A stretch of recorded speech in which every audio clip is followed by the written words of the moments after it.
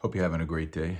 So we continue with the last part of what Rabbi says.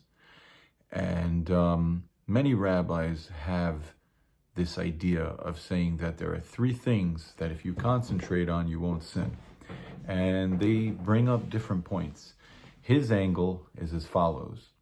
If you keep in mind that above you, there is an eye that's watching, and there's an ear that's listening, and that all your deeds are being written down in a book, then you won't sin. You'll live a good life.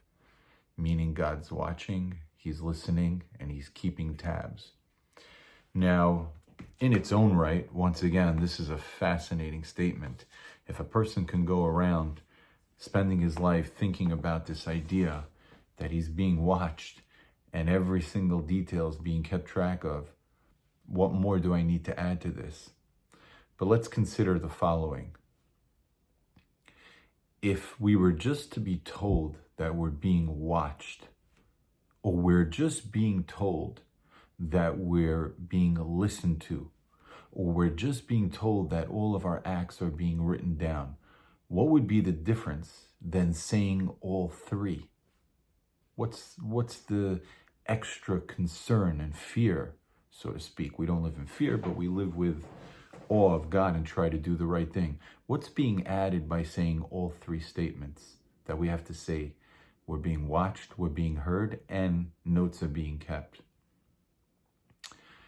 My personal opinion is as follows. And again, these are one of those topics where you can go many different ways, and I'm sure you have thoughts of your own. When a person's being watched, there's a certain humiliation when they do a bad deed and they get caught, like they saw somebody saw them. And when a person does something and somebody heard them, they can wiggle their way out. Whereas the opposite way around, when a person is heard but they're not seen, it's the other way around also. You can't erase what you heard. But as far as something you've seen, because it's so much worse, you're able to take responsibility. So it's interesting. The thing that being seen doing something bad has, because it's so powerful, is also the thing that can be forgiving for it. And that's that you take full responsibility. So if a person were only to think that they're being watched, then if they're being heard, all right, listen, I don't know, we'll be able to trick them into thinking it was someone else or something silly like that. And if a person thinks they're just being listened to, well, then they won't do the same repentance as someone who's being watched. So ironically, it could be worse because it's less of a fear. Now, as far as writing something down, you could ask the same question. It's God. There's no concept of time. Why would he need to write something down? Seeing and hearing, it's like being written.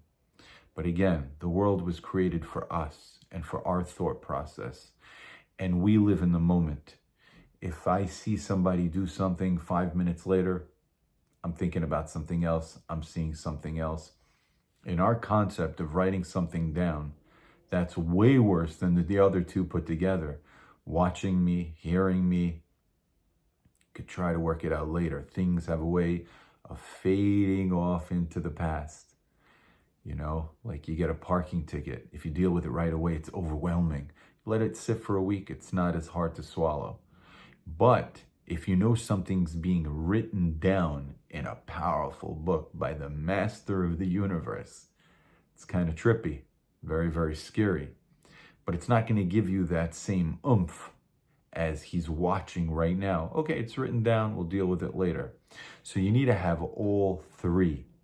The fear of being watched, the fear of being heard, the fear that it's written down. Even though in all truth, the three, they're all one and the same. We're being kept track of. And everything we do matters. And when you think about that, hopefully, if you're a reasonable and good person, you'll end up trying your best. You'll slip up. No one's perfect, but you'll get back up and try again because you're being written in a book. And maybe on page 37, there was a little bit of a smudge. Page 38, Let's start all over and try our best, put our best foot forward.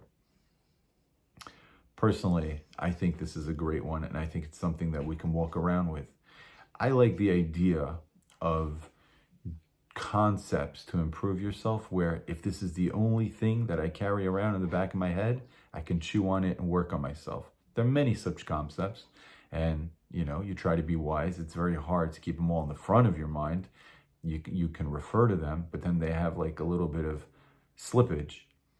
But I like this concept because if there's nothing else you learn but the idea that you're being watched, heard, and kept notes of, that's something that can get you pretty far in life. Other things will fall into place. Kindness, studying, actions. Hope you guys enjoyed. I find these pieces fascinating, and I will not hold it against you if you have your friends and your family and all the people you know subscribe to this channel. Let them listen, let them watch, and let them keep notes. Have a great one.